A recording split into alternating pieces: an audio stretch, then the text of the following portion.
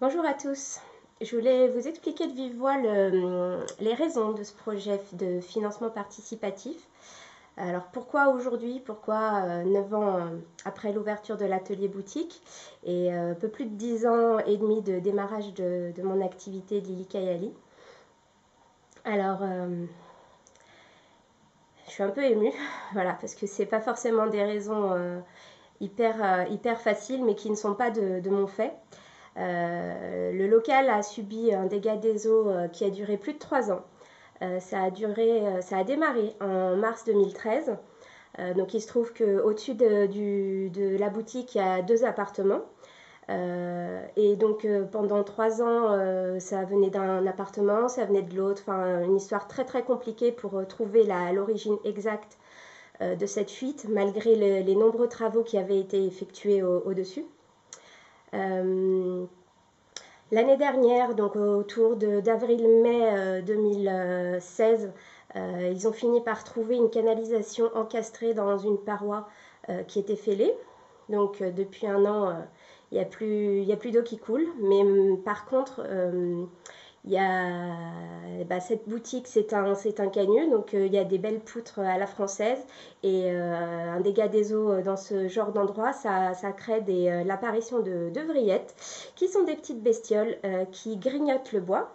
Euh, et du coup, depuis, donc ça j'ai constaté ça au courant septembre-octobre 2016.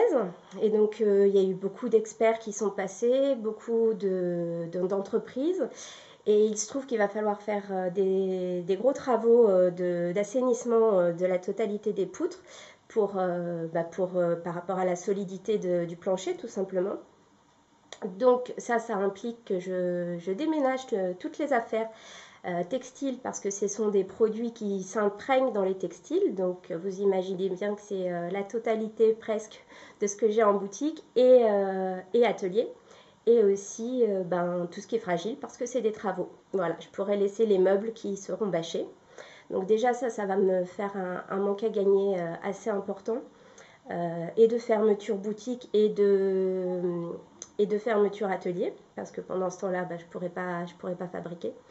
Donc j'ai pas encore de date réellement, mais j'essaye de tout faire pour que ça se passe cet été, parce que ça serait quand même le moins pire au niveau de la période. Voilà, ça serait un moindre mal. Donc ça c'est une première raison pour faire appel à votre mobilisation. Ensuite, il se trouve que du coup, moi j'ai ouvert ici le 8 mai 2008, donc j'arrive aux 9 ans. Donc c'est un record assez important, voilà, une histoire assez incroyable dont je suis encore épatée aujourd'hui et très émue par. Alors je reviens vers vous parce qu'en fait on a été coupé, j'avais plus de batterie. Voilà, est-ce que c'est un signe je ne sais pas. Enfin, voilà. Donc je vais vous redire tout ce que j'avais déjà dit et qui n'a pas été filmé, mais c'est pas grave.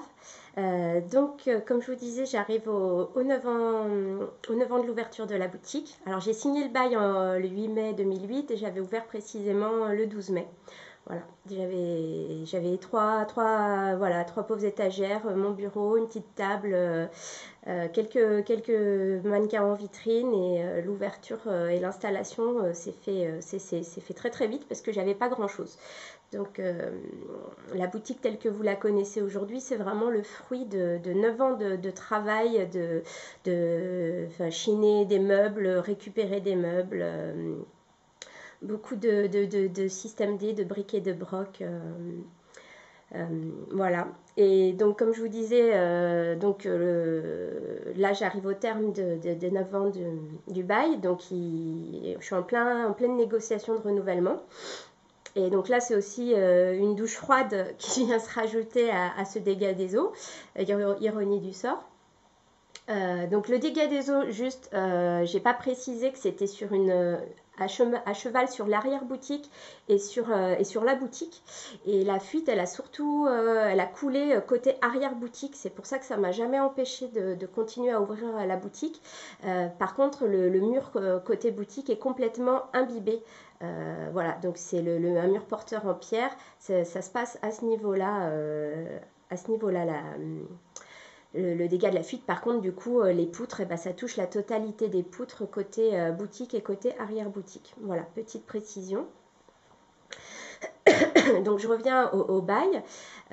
Pendant ces 4 années, mon propriétaire a plafonné le loyer, ce qui fait que bah, du coup moi j'ai pu continuer mon activité avec un loyer un peu plus faible.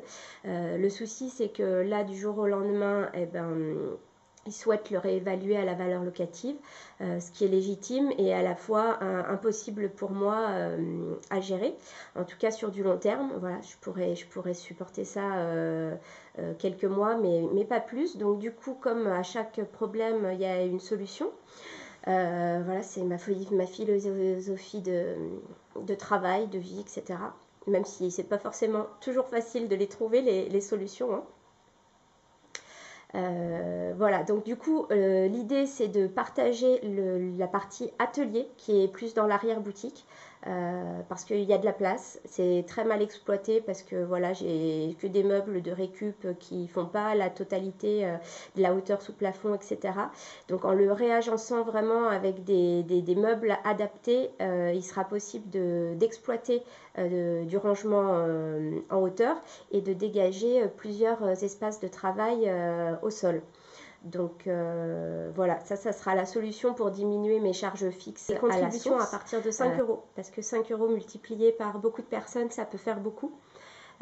Pour ceux qui pourront contribuer à hauteur de plus, eh ben, c'est possible, bien évidemment. Il y a des contreparties à ces contributions, des petits cadeaux, des tote bags, des petits stylos de la boutique, des chèques cadeaux, voilà, un petit peu à la hauteur de la participation que vous pourrez faire.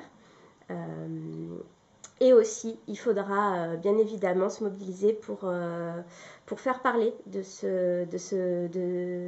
cette campagne Ulule, parce que du coup, le bouche à oreille, on connaît rien de mieux. En tout cas, moi, c'est ce qui permet à Lily Kayali Création de vivre depuis 9 ans. C'est vraiment ce bouche à oreille qui fait que je suis encore là aujourd'hui. Votre intérêt, vos encouragements,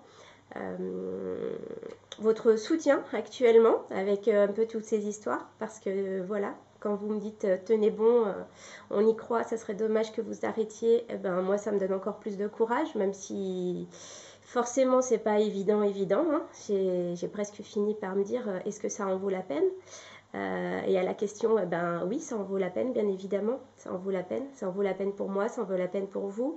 Ça en vaut la peine parce que c'est un lieu qui dégage des ondes malgré tout. Voilà, c'est indicible. C'est un canut, voilà. Donc on revient aux origines de la fabrication de ce lieu, du textile.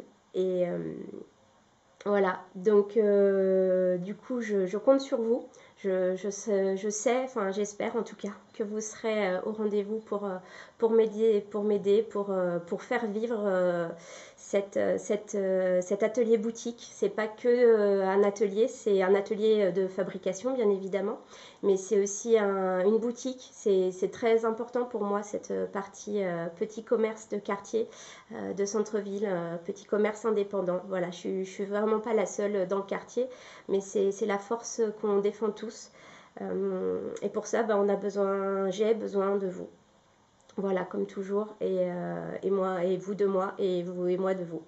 Voilà, donc en tout cas, j'espère vous revoir très prochainement et avoir de très très très bonnes nouvelles à vous annoncer. La réussite de cette campagne Ulule, le déménagement, bon, ça c'est pas forcément la partie la plus drôle, hein, c'est pas chouette, je vais déménager, mais il va falloir le faire.